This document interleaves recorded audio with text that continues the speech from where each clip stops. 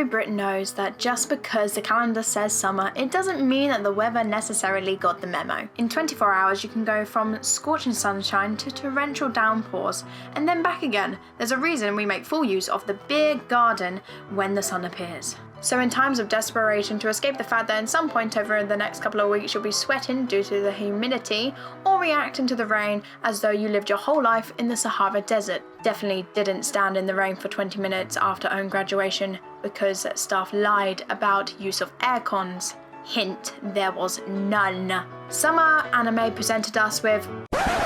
Are you serious? 174 animes? 174 animes came out this year. Don't look at me like I'm a retard. 174. Okay, just to clarify the obvious, I did not watch them all because A, I am not superhuman, and B, I will not give up on well-deserved sleep. But while I have your attention, let's go through some of the recent titles.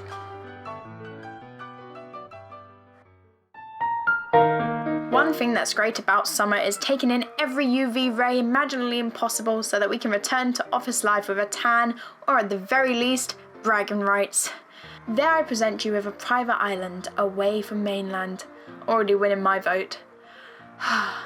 On said island, a man appears which says he is from the future. Now, if it was Michael J. Fox and I was a young Claudia Wells, it would be a serious improvement to what we have been given. Follow the misfortunes of the three richest families as you try to relate to some of their old traditions. It really presents itself as a show that can't even take itself seriously when it transforms from beach getaway to dystopian, exotic future. Safe to say that you probably shouldn't try to date Rin O'Hara. Just sounds like too much work.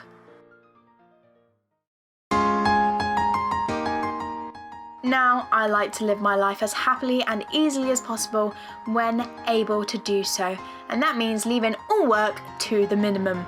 Yes, it's quite surprising that I write a script for this actual video.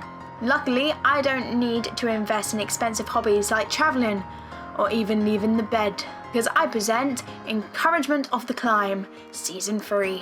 The first 2 seasons showed how much energy you could have if you were not so much easily prone to laziness, tiredness, or heavy breathing. But worry not, here are 10 minutes of high school girls smiling as they take in the scenery. I would not be smiling, I'm just gonna put that out there, I would not be smiling if I had just climbed up Mount Fuji. I'd be like the girl in the episode that was dying. Yeah, that's me. That's me. I relate. It will even encourage you to take up climbing yourself before you realise that you live on a council estate and the tallest thing to climb is the stairs to the apartment on the left. Better just vicariously live through others.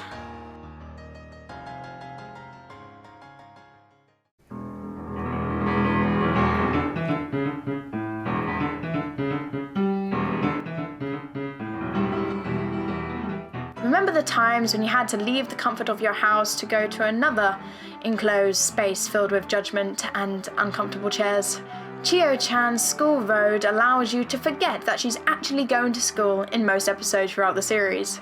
Now, our tiredness was a result of us snoozing the 5 alarms that we had set the night before, but hers is due to some of the following. Making a biker not only fear her, yes, fear her, but quit his whole gang altogether and develop feelings for said person. Nearly falling into the river, don't ask me how this started, resulting in your friend going into an uncomfortable position trying to save you. Or choosing to go commando because your other friends have done so as well and you feel left out and why is this a thing, and jumping over puddles. Definitely beats any dog excuses you have lined up for not doing your history homework this week.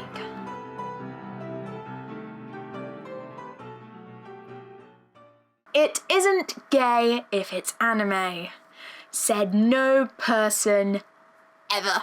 Literally, anime either consciously or unconsciously makes an award-winning number of jokes where 2 males or 2 female characters should just be doing the devil's tango. Banana Fish is easily said to be no exception of said rule. Even though this is my favourite show this series, yes, don't judge, the only words of wisdom that I can give to someone that's questioning the recent episodes is that I don't want to drag you into the same hell. Unless you like loss, death, tears, themes of child abuse, and relationships that just won't admit to themselves, then please go right ahead. It's fine, it's fine, fine.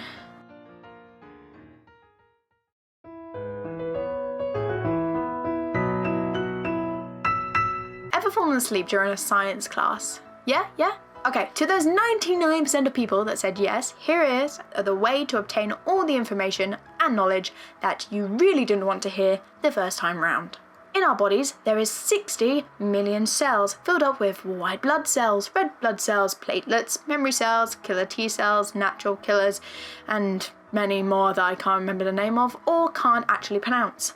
But this show will make you spend the next 13 episodes following the same idiot who can't remember what her job is. Okay, you take the stuff to that part. How is that hard? Okay, how do you fall into all these situations? I'm surprised that the infection or the monster or the whatever the fuck that comes in each episode doesn't eat you. It eats everyone else. I'm surprised. Yeah, I'm looking at you. Ever wondered what the beautiful yet creepy Jim Moriarty would look like if he was a monk and a forger? No? No one? No? Okay. Well, here comes the Sherlock anime that you've waited so long for. Yet, instead of the psychopath you all know, you get a love-struck antique owner's son. What? You get antiques? Okay, fun. You can't tell Japanese version of Irene Adler, yeah, not as hot, that he wants her now and forever. But don't worry, the few cases actually taken into evaluation do bring up some mystery to the show, if only for 5 minutes.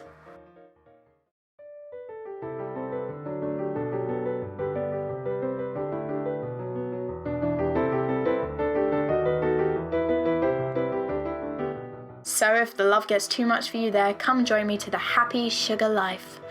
With anger, passion, sexual assault, killing, disposing of bodies, kidnapping, endangerment of life, and Stockholm Syndrome. See? Say it good enough and it makes anything sound normal. But it's really not. You know when you see the villain and you watch her moves, and yeah, you strangely feel bad for her because you see what happened to her when she was a child, and you see what she's gonna do and you see what she's done, but you want her to actually be catched? If you didn't agree with that last thing about the catching, then you might need to consider some professional help yourself. This is a show that focuses all around those topics and actually questions your sanity while watching it. Even stating that, it is strangely a really compelling series. I can't explain it. Maybe that says a lot about me as a person.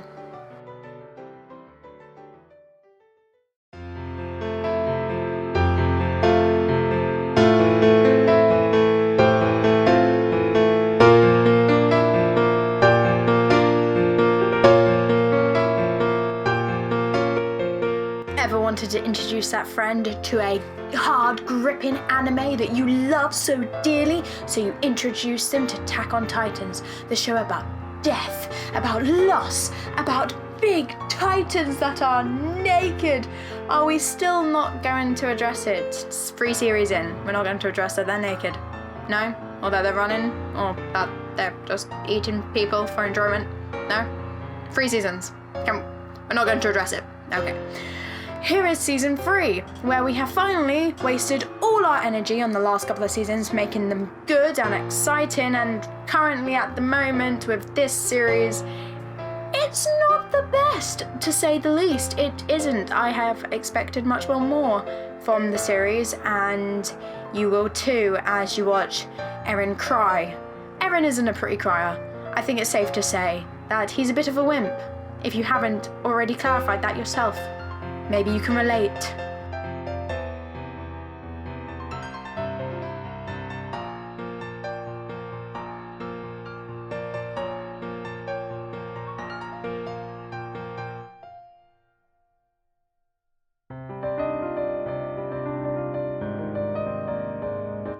And finally, the last show I will talk about in this video because, yes, like I said, I didn't watch all of them. Are you surprised? You're not? Well, that's not a shocker. The 3rd season of 3. Now, we were waiting for this. We got told that it might involve young kid versions of them, which made our minds go, oh, cute little kid Haru, it'll be so cute, he'll swim free, it'll be adorable. And to said hope and expectations, it was. They did have cute, young, free little kids, little Haru with his dreams and hopes shattered in some terrible and sad upbringing, and how he can't do it as a team, and how he has to choose, and the sadness, and how one person goes to America, one person is in Australia, and they have to learn how to swim through all the struggle and the strength that they've tried to build for themselves. And I'm getting really passionate now about a series about guys swimming with most of their clothes off. Yes, this is fan-based. It so is. Even 3 series in, and I can admit that. Why do you watch it? It's guys swimming. Why do you watch the Olympics? Tom Daley, basically. I should watch it for a more intellectual reason, but yeah, no, I'm not going to.